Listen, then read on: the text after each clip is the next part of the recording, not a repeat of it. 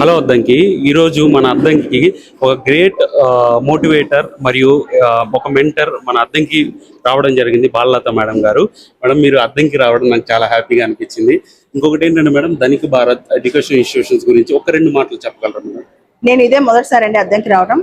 Dhanik Bharat intermediate college తరఫున actually చాలా మంది 10th క్లాస్ అయిపోయిన వాళ్ళకి కెరీర్ గురించి అవగాహన తక్కువ ఉంటుంది.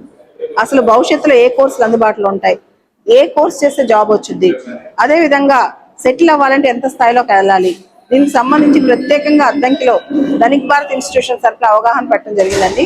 ఈ ధనిక్ భారత్ ఇన్స్టిట్యూషన్స్ అనేవి గుంటూరు, విజయవాడ, విశాఖపట్నం, హైదరాబాద్ స్టార్ట్ చేసాం.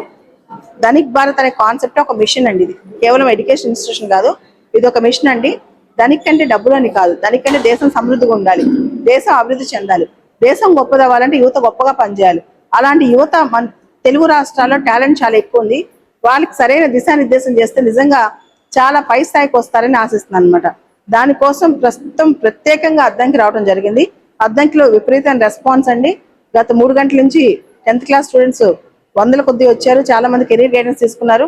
ఇక్కడ చదువుకోవాలనుకున్న వాళ్ళు, గుంటూరుకు వచ్చి అనుకునే వాళ్ళు, ఐఏఎస్ ఐపీఎస్ అవుదాం అనుకునే వాళ్ళు చాలా మంది వచ్చారండి. ముఖ్యంగా ధనిక్ భారత్ విద్యా సంస్థల తరఫున ఇలాంటి అవగాహన సదస్సులు రెండు తెలుగు రాష్ట్రాల వ్యాప్తంగా దాదాపు 400 సెమినార్లు పెట్టామండి.